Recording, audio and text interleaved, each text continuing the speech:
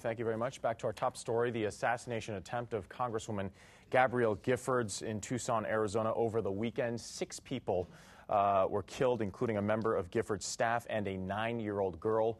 Former Congressman Charles Djou worked extensively with Giffords in his time in Washington, D.C., co-sponsoring a number of bills together and collaborating on an editorial about the deficit. Djou says that she was one of the 2 Democrats that he worked with most. And joining us this morning is the former congressman. Thank you for joining us here on such a sad tragedy, but thank you for stopping by this morning. You know, the motive of the accused shooter is still unclear, but what is clear is that this tragedy is bringing attention to this topic of polarizing politics. How do we, as well as politicians, make it clear that people and tell people that, you know, politics is a discussion and it's not supposed to be violent? Okay, first of all, thank you very much for having me on, and I'd like to just begin by saying, of course, my thoughts and prayers and that of my families are for the Gifford family and all the victims in Tucson's shooting the other day.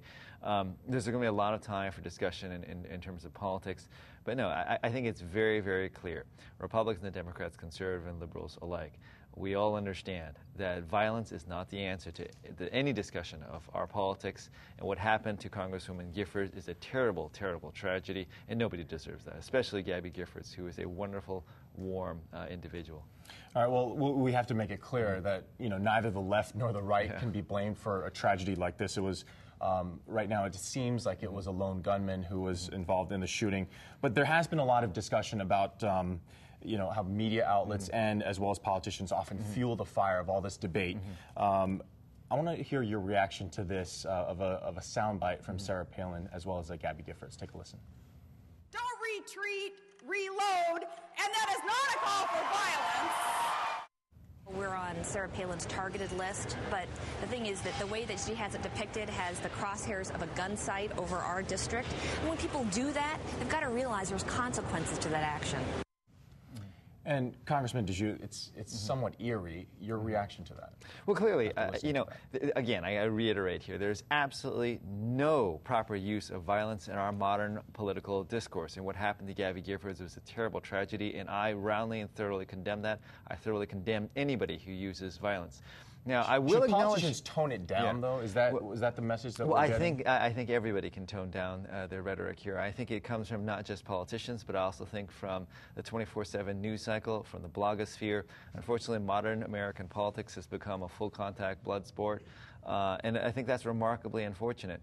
And what we need here is, yes, much more civil discourse here. And I will point out here, though, in terms of Governor Palin's remark here, she was also herself very clear to point out that this is not a call for violence. And violence is never, never acceptable in our politics. And you worked closely with Congresswoman Giffords. What was your relationship like? What was she like as a person? You know, Gabby Giffords, anybody who meets her, the first thing that will strike you about her is how remarkably cheerful, peppy, and friendly she is. She, as a congresswoman, really went out of her way to work in a bipartisan fashion with Republicans and Democrats alike. For myself personally, she and I co-sponsored the Truth in Spending bill. We held a number of press conferences together, went on national media together. I probably knew her a little bit better than most of the members of Congress, especially amongst Republicans and Democrats. Not all that common to see a Republican member and a Democrat member co-collaborate and work together on measures. And really, my heart goes out to the Gifford family and all those victims from Tucson's shootings. Nobody deserves this, especially Gabby Giffords, who's really a kind, decent person. And I'm enormously struck that she was doing what a good congressional representative should be doing, which is flying home every single weekend to meet with your bosses, and that's your constituents. And the fact that she was struck down doing her job, being a good congresswoman, is enormously tragic. Well, former Congressman Charles Djou joining us here this morning. Thank you for your time, Mr. Djou, on such a tragic note as we talk about this, the shootings on Saturday in Arizona. If you want to see this interview again or any other interview, you can watch. You can head over to the KITV.com/thismorning section of our website. We'll be right back after this with more news coming up.